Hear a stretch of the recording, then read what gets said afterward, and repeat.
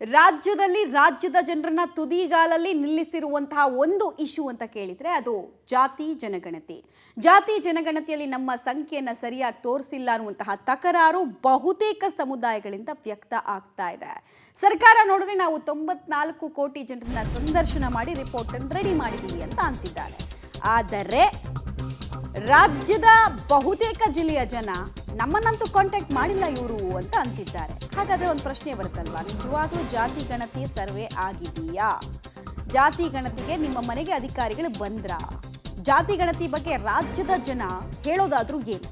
ಈ ಬಗ್ಗೆ ನಿಮ್ಮ ಪಬ್ಲಿಕ್ ಟಿವಿಯಲ್ಲಿ ಅತಿ ದೊಡ್ಡ ರಿಯಾಲಿಟಿ ಚೆಕ್ ಅನ್ನ ಕೂಡ ನಾವು ಮಾಡಿದೀವಿ. ಮಾಹಿತಿ ಕೊಡ್ತೀವಿ, ಒಂದೊಂದು ಜಿಲ್ಲೆ ಒಂದೊಂದು ಏರಿಯಾ ಎಲ್ಲದರ ಬಗ್ಗೆ ಮಾಹಿತಿ ಕೊಡ್ತೀವಿ.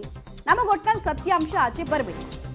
ಯಾವ ವರದಿ ಪ್ರಶ್ನಾತೀತ ಅಥವಾ ಸಂಶಯಾತೀತವಾಗಿರಬೇಕಾಗಿತ್ತೋ ಅದೇ ವರದಿ ಸಂಶಯದ ಕಣ್ಣುಗಳಿಂದ ನೋಡೋ ರೀತಿ ಆಗಿದೆ. ಹೀಗಾಗಿ ನಮಗಿರುವಂತಹ ಕೆಲ ಗೊಂದಲಗಳನ್ನು ಜನರ ಬಳಿಯೇ ಬಗೆಹರಿಸಿಕೊಳ್ಳೋ ಮೂಲಕ ಜನರಿಂದ ಉತ್ತರ ಪಡೆಯುವಂತಹ ಪ್ರಯತ್ನವನ್ನು ಕೂಡ ನಾವು ಮಾಡಿದ್ದೀವಿ. 94 ಕೋಟಿ ಜನ ಅಂತ ಸರ್ಕಾರ ನಂಬರ್ಸ್ ಹೇಳ್ತಾ ಇದೆಯಲ್ಲ, ನಿಜವಾಗ್ಲೂ 90 ಅಷ್ಟು ಜನರನ್ನ ಇಲ್ಲಿ ನಿಜವಾಗ್ಲೂ ಆ ಸ್ಯಾಂಪಲ್ಸನ್ನು ಕಲೆಕ್ಟ್ ಮಾಡಲಾಗಿದೆಯಾ? ಎಲ್ಲ ಪ್ರಶ್ನೆಗಳಿದೆ. 94 ಲಕ್ಷದಷ್ಟು ಜನರನ್ನ ಮಾತಾಡಿಸಲಾಗಿದೆಯಾ ಅನ್ನುವಂತಹ ಪ್ರಶ್ನೆ ಇದೆ. 5 ಕೋಟಿ 94 ಲಕ್ಷದಷ್ಟು ಜನರನ್ನ ಮಾತನಾಡಿಸಲಾಗಿದೆಯಾ ಅನ್ನುವಂತಹ ಪ್ರಶ್ನೆ ಇದೆ. ಸೊ ಏನಾಗಿದೆ ನಿಜವಾಗ್ಲೂ ಆ ನಂಬರ್ಸನ್ನು ಕೂಡ ನಾವು ನೋಡ್ತಾ ಹೋಗೋಣ. 5 ಕೋಟಿ 94 ಲಕ್ಷ ಅಂತ ಹೇಳಿದರೆ ಆಲ್ಮೋಸ್ಟ್ ಒಂದು 98% ಅಷ್ಟು ಜನರನ್ನು ನಾವು ಮಾತಾಡಿಸಿದ್ದೀವಿ ಅನ್ನೋದು ಸರ್ಕಾರದ ಅಂಕಿಅಂಶ. ನಿಜವಾಗ್ಲೂ ಅಷ್ಟಿದೆಯಾ ಅನ್ನೋದು ಪ್ರಶ್ನೆ.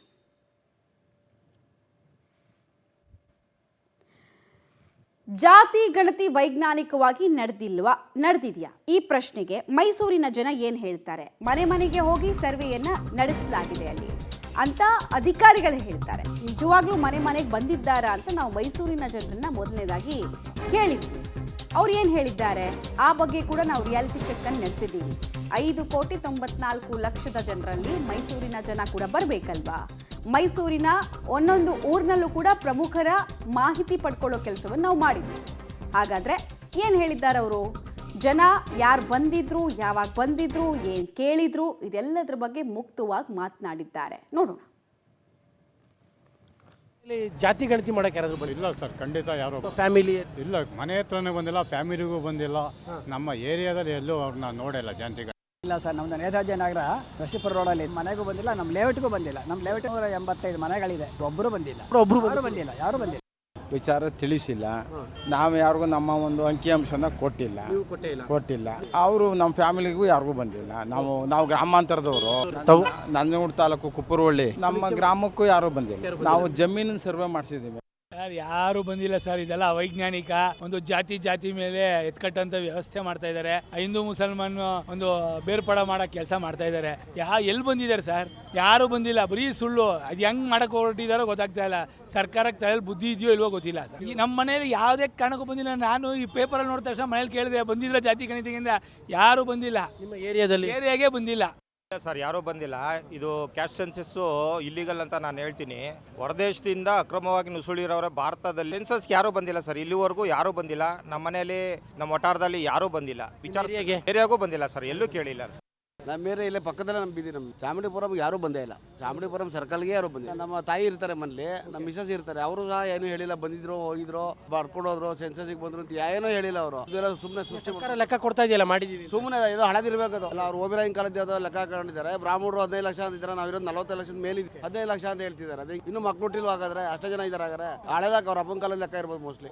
ಮೇಲಾಗಿ ಮನೆಗೆಲ್ಲ ಬರೋ ಅವಶ್ಯಕತೆ ಇಲ್ಲ. ಇವತ್ತು ಟೆಕ್ನಾಲಜಿ ಇಂಪ್ರೂವ್ ಆಗಿದೆ. ಅಷ್ಟು ಪರ್ಫೆಕ್ಟ್ ರಿಪೋರ್ಟ್ ಬೇಕು ಅಂದ್ರೆ ಆಧಾರ್ ಕಾರ್ಡ್ಗೆ ಜೋಡಣೆ ಮಾಡಲಿ. ಬೇರೆ ಯಾರು ಬಂದಿಲ್ಲ ಸರ್, ಬಂದಿಲ್ಲ.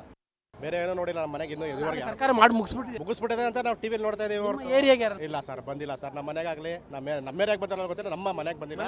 ಬಂದಿರ ನಮ್ಮ ಮನೆಯವ್ರು ಯಾರು ಹೇಳ್ತಾರೋ, ಬಂದಿಲ್ಲ ಸರ್. ಒಂದು 65ನೇ ವಾರ್ಡು ಅಲ್ಲಿ ಬಂದು ಅಲ್ಲಿ ತಾವು ಬರ್ಸಿದ್ದೀರಾ?